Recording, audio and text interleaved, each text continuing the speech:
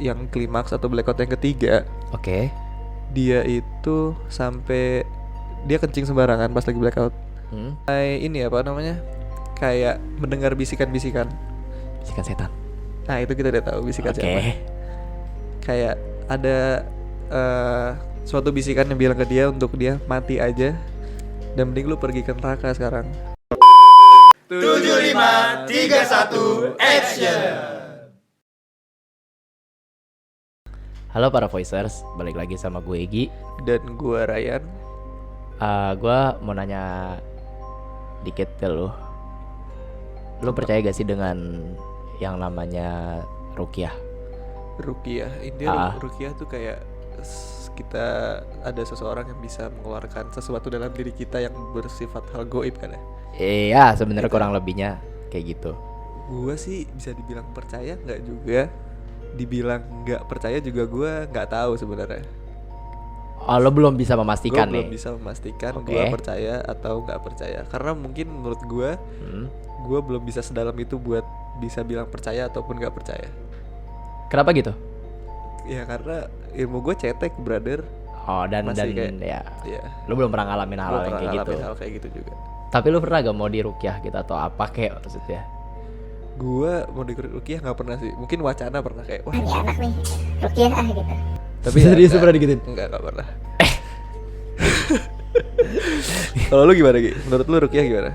Ya sama sih, gue juga sebenarnya kan adalah orang yang ya gue skeptis akan hal-hal kayak ruqyah dan lain-lain lah.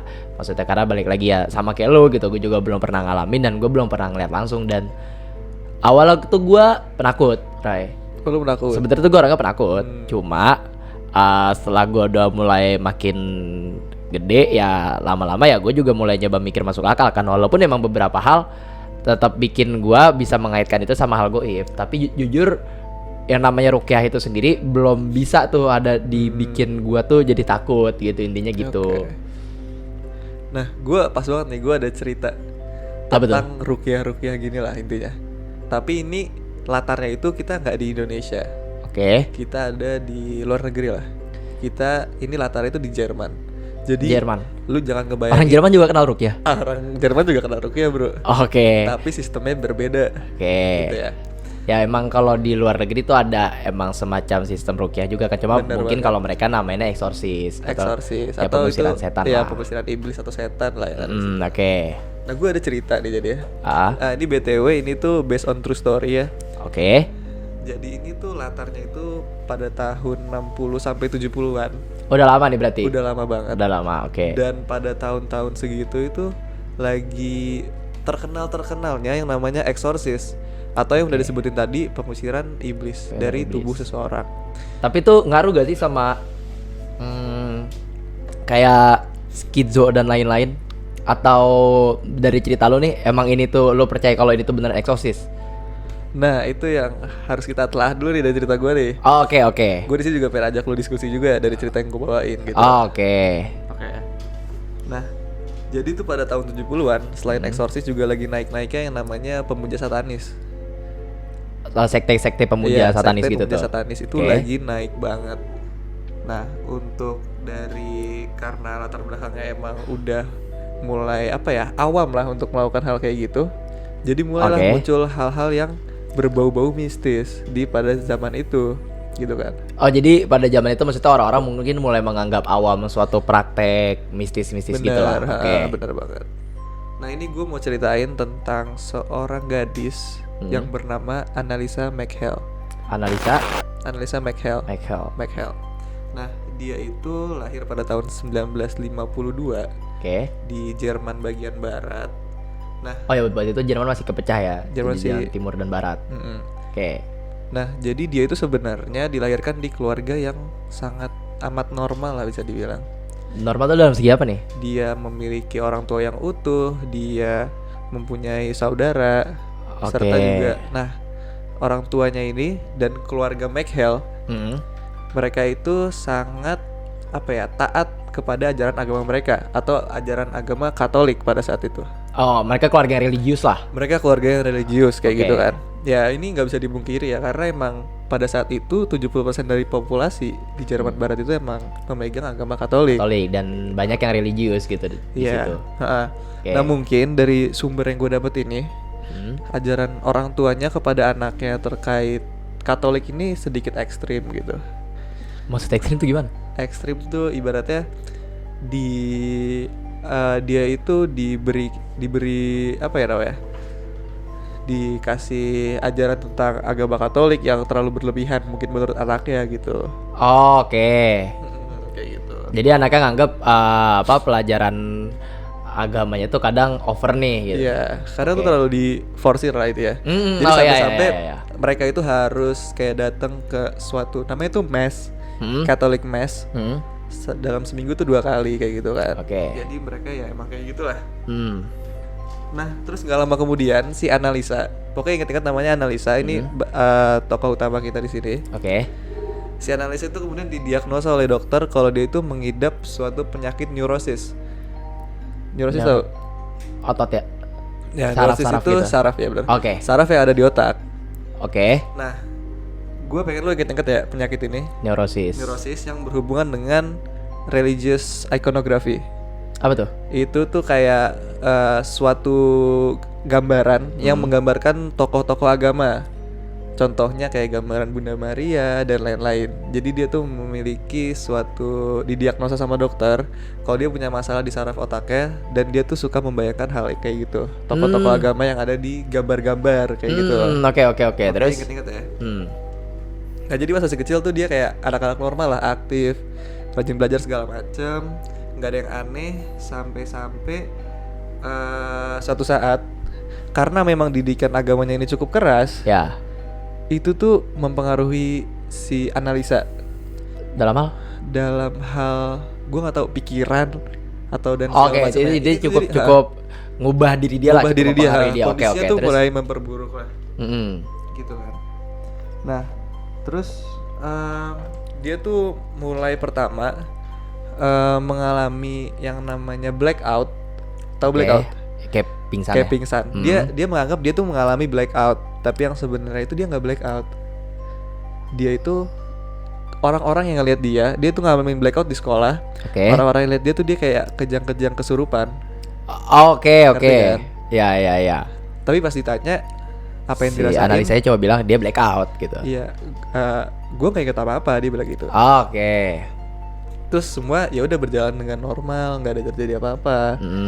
Sampai di malam yang sama dia bilang pas dia lagi tidur dia ngerasa kalau dia itu ketindihan, tau kan? Ya ini bentar, ini adalah di malam yang sama ketika dia blackout. Bener banget, blackout pertama ini. Dia ngerasa dia ketindihan. Terus dia ngomong lah ke orang tuanya, tapi orang tuanya cuma nganggep oh mungkin ini cuma sekali doang, gak bakal kejadian lagi. Jadi masih menganggap kayak ini bukan hal yang harus dipermasalahkan lah gitu kan. Oh ya udahlah gitu, orang tuanya masih ya udahlah gitu. Terus sebenarnya tuh dia setelah blackout yang pertama dia masih baik-baik aja, nggak terlalu merasa diganggu. Sampai dia itu mengalami blackout yang kedua. Itu tapi jedanya lumayan lama atau cepat? Jedanya itu kurang tahu. Ini nggak dijelaskan jeda berapa. Ini jadi ngalamin blackout yang kedua. Nah akhirnya orang tuanya cemas lah, dibawa dia ke rumah sakit untuk ketemu sama dokter. Akhirnya dokternya ngecek di otaknya ada yang salah nggak, karena asumsinya itu mungkin orang kejang-kejang epilepsi. Ya bisa bener jadi kan. Pas dicek sama dokternya di otaknya tuh nggak ada apa-apa yang salah. Jadi semua normal. Terus semua normal. Akhirnya dia nggak dikasih tindakan lanjut. Nggak dikasih obat dan lain-lain, ya udahlah gitu, cuma cek aja kan. Iya, sampai suatu saat dia kena penyakit TBC. Tahu TBC? Yang kayak batuk-batuk ya? Iya, itu penyakit yang ada bakteri nyerang ke paru-paru. Iya. Akhirnya dia dirawat di rumah sakit selama berbulan-bulan. Sampai-sampai dia ngalamin blackout yang klimaks atau blackout yang ketiga. Dia itu sampai dia kencing sembarangan pas lagi blackout. Sampai-sampai dia orang-orang di sekitar dia tuh kayak ngejauhin dia dan kayak dia tuh dikata-katain lah sama orang-orang sekitar dia. Secara terbuka nggak di belakang, secara terbuka. Oh, oke. Terus Akhirnya dokternya ini ngasih diagnosa kalau si Annalisa ini epilepsi dan dikasih obat-obatan. oke. Harusnya kalau emang diagnosanya benar, setelah dikasih obat-obatan lebih membaik kan? Ya. Ya kan? Ya, karena di situ dia diagnosanya ya udah epilepsi. Oke, terus Tapi dalam kasus si Annalisa ini berbeda. Dia malah makin memperburuk kondisinya.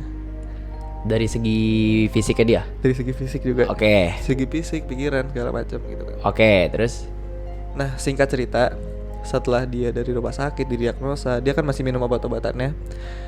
Dia masih lanjut sekolah walaupun dengan dia yang lebih depresi sekarang, tidak ceria seperti dulu. Dia lanjut untuk kuliah dan dia cita-cita dia tuh menjadi guru. wow. Oke, terus Namun cita-cita harus berhenti ketika kondisi tubuhnya ini udah nggak mumpuni gitu. Bukan sedang nggak mumpuni, itu orang tuanya ngelihat kalau kayaknya si Annalisa nih semakin parah penyakitnya. makin bermasalah, Oke. makin aneh gitu Makin kan. bermasalah dengan epilepsinya ya. Epilepsinya. Yang saat bener itu kan banget. dia masih didiagnosa epilepsi kan. Oke, bener banget. terus Nah, intinya karena perilaku dia mulai aneh, dia tuh mulai dikasih apa ya namanya? Obat-obatan lain lah. Oke. Obat-obatan lain yang sifatnya itu buat meredakan epilepsi sama buat menenangkan mood. Jadi lu lebih tenang kalau minum itu. Tahu kan obat-obat penenang? Ya. segala macam. Terus Nah, ini mulai tahun 1970, dia tuh mulai ngedengerin suara-suara. Mulai berhalusinasi dengerin suara-suara. oke, ada suara yang ngeganggu dia lah. Suara yang ganggu dia. Jadi Oke. jadi tuh dia keseringan dia di kamar karena emang mungkin biar aman juga ya dia di kamar. Dia dengar suara ketok-ketokan pintu, ada yang ketok kayak tok gitu kan. Pasti buka, nggak ada orangnya gitu. Nggak. Maksudnya cuma keganggu dengan Maksudnya, suara itu iya, aja. ada ketok-ketok, tapi saudara juga dengar. Saudara juga dengar ada suara ketok pintu. Oh, oke. Cuma kayak di pintunya dia, sedangkan gak ada yang gangguin dia. Ya kan. Nah, terus dia tuh mulai ini apa namanya? Kayak mendengar bisikan-bisikan. Bisikan setan. Nah, itu kita udah tahu bisikan Oke. siapa. Kayak ada suatu bisikan yang bilang ke dia untuk dia mati aja dan mending lu pergi ke neraka sekarang. Oke. Kayak gitu kan. Nah, Ya, mulai dari situ lumayan serem sih. Terus ini tuh pokoknya makin buruk sampai dia itu pernah dia sampai menjerit. Tahu menjerit kan? ya. Dia teriak kayak binatang suaranya. Kayak binatang kesakitan, teriak kayak Oke. gitu kan. Terus dia juga udah mulai kencingnya sembarangan. Terus dia sampai pernah kayak dia ngelempar adiknya. Kayak dia Ngelempar? Iya, ini adiknya tuh dia ngelempar adiknya kayak dia ngelempar boneka. Anjir. Gila, Oke. kata gue, di orang siapa gitu kan. Iya. Kok tiba-tiba jadi Tiba-tiba jadi kuat banget. Kuat banget. Oke. Tapi emang kata orang tuh juga dia udah aneh banget sifatnya. Itu berarti dianya analisanya udah mulai dewasa ya di situ. Udah mulai dewasa. Udah kuliah kan? Iya, udah kuliah. Oke, makanya. lanjut. Terus dia mulai makanin serangga yang ada di rumah dia. Wah, oke. Lu bayangin ada Iya. semut lah apa, Semut. lu makanin. Kan itu udah Oke. Terus. nalar banget maksud gue. Terus yang kayak sifat-sifat orang apa ya, kayak sakit jiwa lah. Robek-robek baju segala macam. Iya. Nah, terus dia juga ibunya bilang pernah ngelihat dia ngelihat lukisan Bunda Maria. Dia natap gini kan. Oh, di rumahnya itu ada lukisan Bunda Maria. Ada kan, dia Katolik keras. Oh ya, terus dia ngeliat lukisan itu. Dia menatap lukisan itu. Oke. Terus dia Ibunya bilang, ngelihat matanya tuh full hitam. "Hah? Matanya tuh full hitam doang pas ngelihat lukisan itu. Oke, terus mata si analisanya. Iya, mata si analisa. Oke. Ternyata emang dia pas udah di momen ini, dia tuh selalu marah kalau ada yang ngebahas tentang agama atau ngebawa-bawa agama gitu, dia selalu marah banget. Jadi dia nggak suka Sama orang yang ngebahas agama. atau apapun itu yang berhubungan dengan agama. Oke, dia nggak terus suka. Akhirnya orang tuanya ngerasa ini kayak bukan masalah medis. Ini ada something else nih. Oh, ini lain nih. Ini lain nih. Oke. Akhirnya orang tuanya datang lah ke gereja sekitar Oke. buat minta bantuan sama pendeta. buat minta di exorcism. Tapi eksorsis itu dulu nggak semudah itu gitu, harus ada izinnya. Oh ya? Dulu tuh harus ada izin buat ngelakuin eksorsis, lo harus izin dulu ke kepalanya gereja mungkin ya. Oh, oke. Jadi nggak bisa, nggak semata-mata semua orang bisa eksorsis kan? Gitu, nggak semudah sekarang gitu. Terus? Nah, terus dia ketemu sama pendeta lokal namanya Ernst Alt, oke. Terus si pendeta ini bilang, emang ini sih bukan penyakit epilepsi, tapi ada something else gitu kan. Ya, yang berkaitan dengan hal goib, hal mistis. Iya benar, berkaitan dengan hal goib. Akhirnya si pendeta ini coba minta izin untuk ngelakuin ritual eksorsis. Oke. Dan akhirnya dapat izin. Jadi ritual yang dilakuin itu namanya ritual Romanum. Itu ritual ditemuin pada tahun 1614. Oke, udah lama banget. Nah, tapi ritual ini tuh dilakuin gak secara terbuka, secara rahasia. Jadi orang-orang nggak tahu kalau ada ritual ini. Soalnya kadang tuh dulu ketika eksorsis itu ada yang secara terbuka. Tapi khusus kasusnya si Annalisa ini, itu ini biasanya tertutup. Jadi dia nggak ngasih tahu tempatnya di mana dan lain-lain, maksudnya segala macam. Ya tempatnya juga tempat terpencil mungkin. Bener kan. Oke, terus. Nah, ritual pertama itu dilakuin pada tanggal 24 September 1975. 1975. Oke. Nah, terus dia tuh Annalisa mulai ngomong. Dia ngomong tuh persis kayak gini. Dying to atone for the wayward youth of the day and the apostate priests of the modern church. Jadi itu artinya dia itu bilang dia mau mati buat menebus masa muda yang nakal. Oke. Terus juga dan pendeta gereja modern yang murtad. Dia ngomong gitu. Untuk menebus masa muda dia nakal dan pendeta gereja yang murtad. Pendeta gereja modern yang murtad. Oke. Dia bilang gitu. Jadi ini maksudnya apa nih? Maksudnya semacam dia nebus dia dosa atau? Dia mengumpat kayak, lebih ke mengumpat. Oh ya, cuma mengumpat aja. Iya, kayak lu bayangin orang lagi di eksorsis kayak ya biasanya kan suka ke strangle kan pasti kan. Oke, terus? Nah, terus Annalisa nih mulai muncul lagi sifat-sifat aneh. Dia itu berhenti makan dan minum. Ini setelah proses eksorsis ya? Iya, pas lagi proses. Oh, pas lagi proses. Nah, gue jelasin. Proses eksorsisnya itu dia tuh ngalamin prosesnya tuh 67 kali. 67 kali dalam 11 bulan. Jadi udah nggak aneh kalau misalnya. Berarti bisa sebulan 4 kali lebih dong? Bisa, karena udah nggak aneh kalau seminggu itu 2 kali ada biasanya. Bisa jadi seminggu tuh ada 2 kali eksorsis. Dan sekali eksorsis waktunya itu sampai 4 jam. Oke, lanjut ya.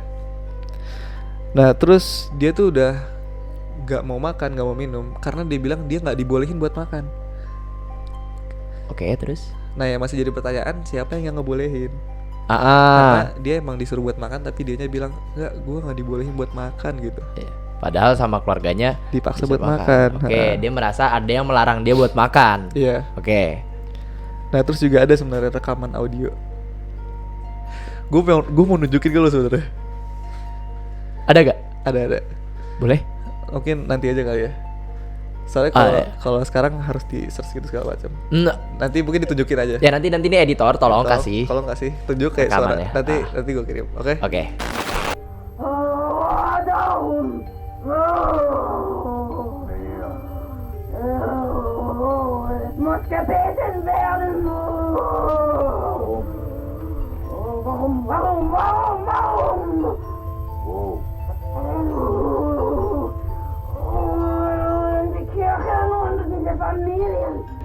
Grab the 16 millimeter. Better get the 16 millimeter.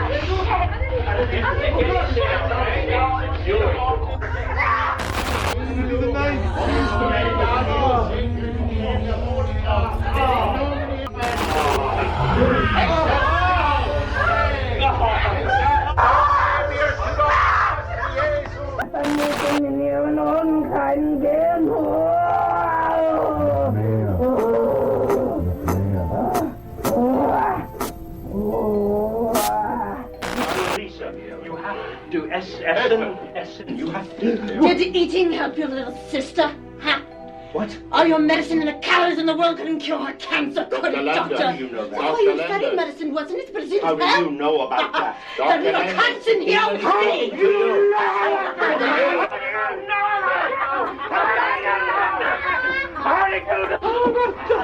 This is how the demon works. This is how he gets through.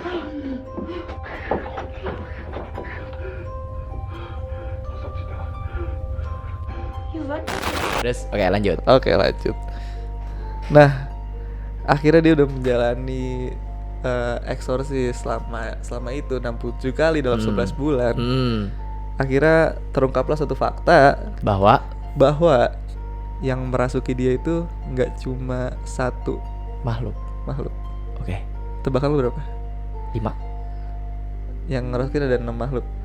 Beda dikit. Oke, terus. Oke. Nah, kenapa bisa tahu? Karena dari hasil rekamannya itu menunjukkan bahwa si pendeta ini dia tuh nggak cuma ngomong ke satu iblis doang, satu makhluk doang. Dia ngomong ke 6. Oke. Kayak berganti-ganti segala macam. Ya kan? Terus Nah, terus sebenarnya dari 6 makhluk ini Hmm? itu merepresentasikan suatu hal yang mengerikan gitu sebenarnya.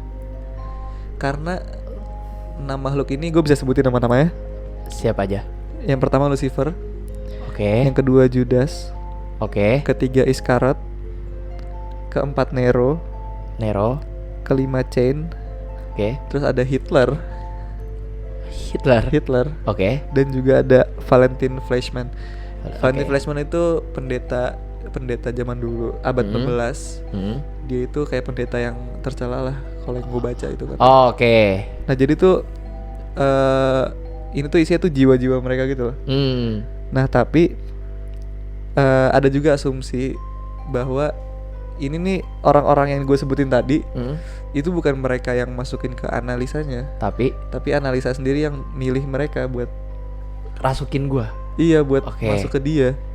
Oke, terus Maksud gue kayak pilihan lu creepy banget gitu. Iya. Jadi, maksudnya di situ tuh si analisa itu memperbolehkan mereka nih Dia kayak memilih bukan memperbolehkan.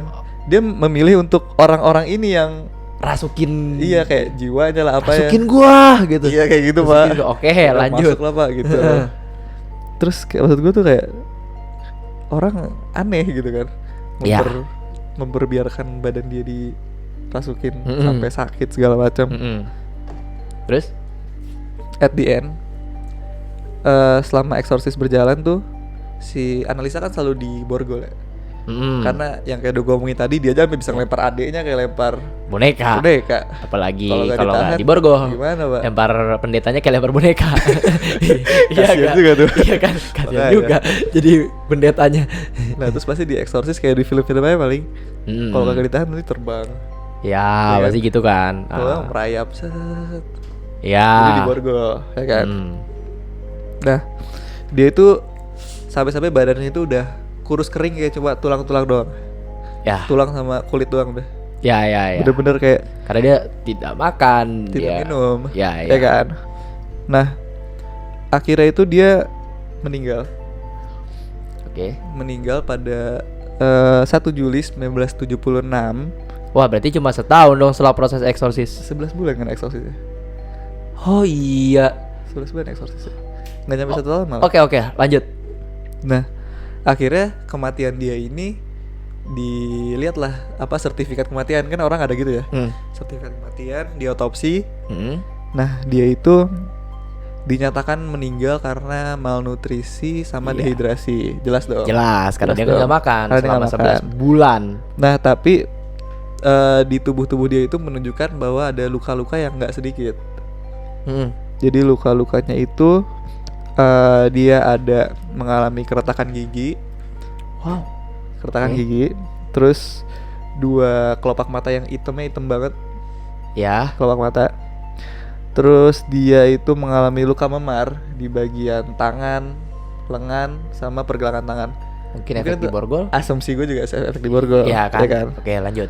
Terus dia juga mengalami patah tulang di bagian lutut. Hah?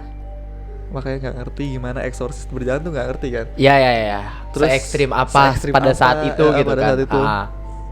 Terus sama dia tuh banyak banget luka-luka di badan-badannya lah. Oke.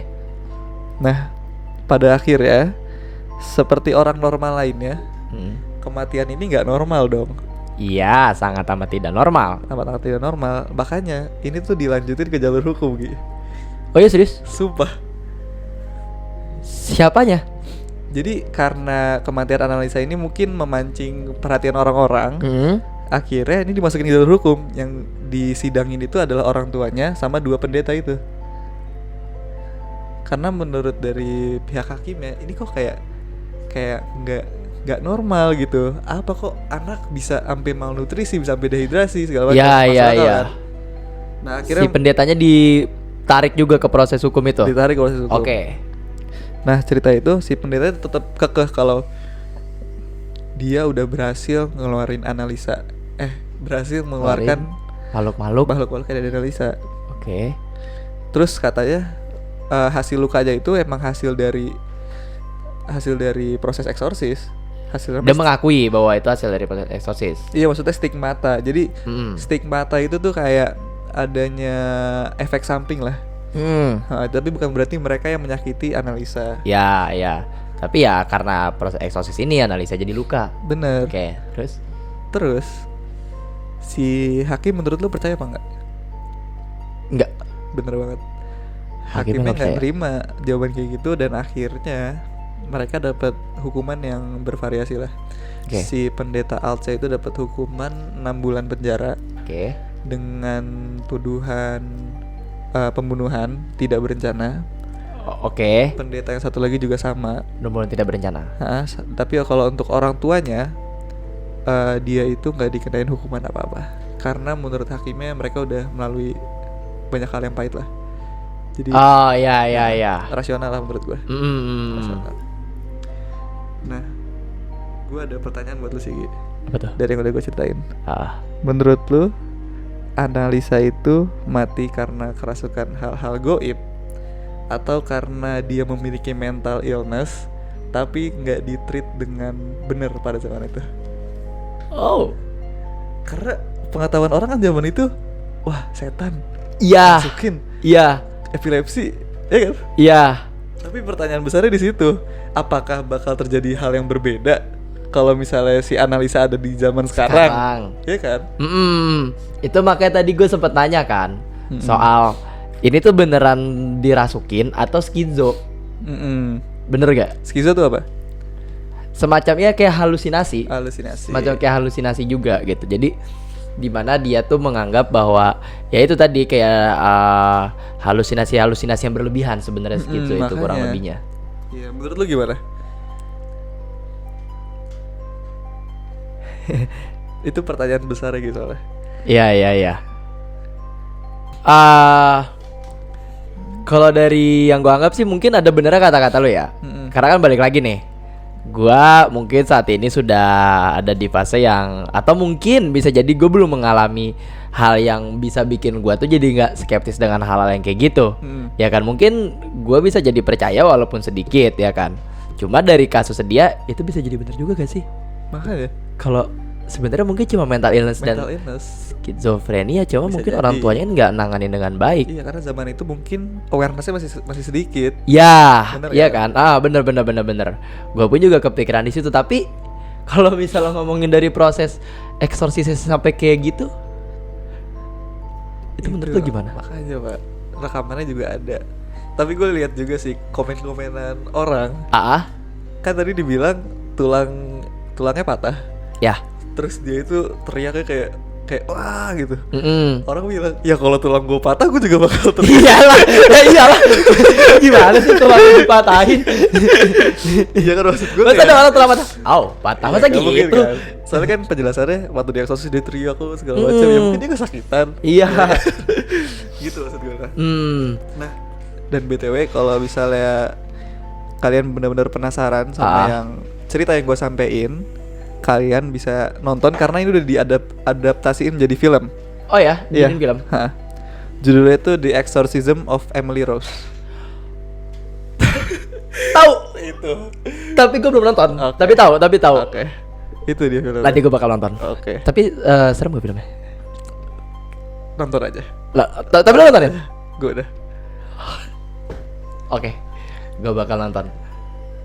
Tapi kalau dari kesimpulan dari cerita lo, secara garis besar gue menyimpulkan bahwa gue setuju sama pendapat lo tentang mungkin ini adalah mental illness yang saat itu belum ditreatment dengan baik. Bener banget. Iya kan? Iya. Cuma melihat dari proses eksorsismnya juga, ya itu nggak menutup kemungkinan juga bahwa bisa jadi memang berkaitan dengan hal yang sifatnya mistis. Iya. Ya kan? Jadi Mungkin kita balikin lagi ke ya kita Voicers balikin- kali. Ya kita balikin aja ke Voicers. Menurut kalian, apakah Annalisa meninggal karena dia dirasukin hal gaib sampai dia Ya, atau ya cuma sekedar skizo aja, cuma iya, sekedar mental illness yang tidak di taking care dengan baik. Ya, Itu dia. Boleh tulis di komen nanti. boleh tulis di komen. Share jawaban kalian. Pokoknya ini gokil cerita lo, karena bikin gue juga bingung Berpikir ya, dan serem banget. lumayan. Karena biar gimana pun ya kalau sampai yang namanya exorcism buat gue itu serem. Pasti Iya kan, itu tetap menyeramkan walaupun gue nggak percaya, karena kan gue belum ngeliat doang. belum ngeliat. Tapi kalau misalnya ngalamin, oke, jadi segitu aja buat episode kali ini tentang hal-hal yang bersifat dengan ruqyah. Voicers bisa banget follow kita di Sosial media kita punya TikTok dan Instagram 75 Voices. Jangan lupa subscribe juga Jangan YouTube lupa kita. subscribe juga channel YouTube kita. Jangan lupa komen, jangan lupa notifikasi. Oke, sekian dulu buat episode kali ini di program Ngobrol Gak Pakai Takut. Gue Egi, Gua Ryan. kita pamit undur diri. 75 31 action.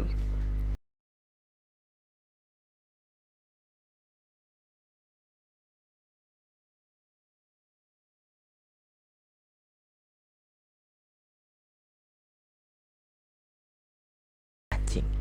Tapi ini kata aja lah, ini nggak penting anjing. Iya makanya close aja, gue dari kayak close ayo close gitu. Ya. Kayak close dong, Iya, close iya, dong. iya, Kayak ini di otak gue tuh udah kayak ayo Gi. Iya, 75 sabar. Egi, Gua lagi mikir dulu.